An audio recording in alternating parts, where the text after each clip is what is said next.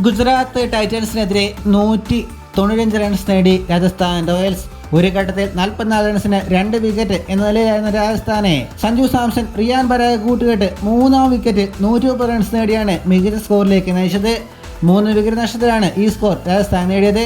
സഞ്ജു 38 പന്തിൽ 68 റൺസുമായി പുറത്തായി നിന്നപ്പോൾ ഷിംറോൺ ഹെറ്റ്മയർ 5 പന്തിൽ 13 റൺസ് നേടി ഇന്നിംഗ്സിന്റെ അവസാനം വേഗത നൽകി. യശസ്വി ജയ്സ്വാൾ 19 പന്തിൽ 24 റൺസ് നേടി പുറത്തായപ്പോൾ ടീം സ്കോർ 4.2 ഓവറിൽ 32 റൺസായിരുന്നു ഉണ്ടായിരുന്നത്. ജോസ് ബട്ട്ലർ റൺസ് കണ്ടെത്തുവാൻ ബുദ്ധിമുട്ടി. 10 പന്തിൽ 8 റൺസ് എടുത്ത് റാഷിദ് ഖാന് മുന്നിൽ വിക്കറ്റ് നൽകി മടങ്ങി. പിന്നീട് നായകൻ സഞ്ജു സാംസനെ കൂട്ടായി എത്തിയ റിയാൻ പരാഗ് തന്റെ ടൂർണമെന്റിലെ മികച്ച ഫോം നൽകിക്കൊണ്ട് രാജസ്ഥാനെ മുന്നോട്ട് നയിച്ചു. താരത്തിന്റെ അക്കൗണ്ട് തുറക്കുന്നതിന് മുൻപ് വ്യക്തി സ്കോർ 6 റൺസ് നിൽക്കുമ്പോഴും കീപ്പർ അദ്ദേഹത്തെ വിട്ടുകളഞ്ഞിരുന്നു.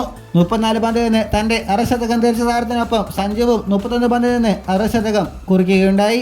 78 പന്തിൽ 130 റൺസ് നേടിയ കൂട്ടുകെട്ട് രാജസ്ഥാനെ 172 റൺസ് വരെ എത്തിച്ചു. 48 പന്തിൽ 76 റൺസാണ് റിയാൻ പരാഗ് നേടിയത്. മോഹിത് ശർമ്മയ്ക്കായിരുന്നു വിക്കറ്റ്. ഇന്നത്തെ മത്സരത്തിൽ കൂടി വിജയിച്ചിട്ടുണ്ടെങ്കിൽ രാജസ്ഥാനെ തുടർച്ചയായ 5-ാം വിജയമാണ് നേടാൻ കഴിയുക. വിജയിക്കട്ടെ എന്ന് എല്ലാ ആശംസകളും.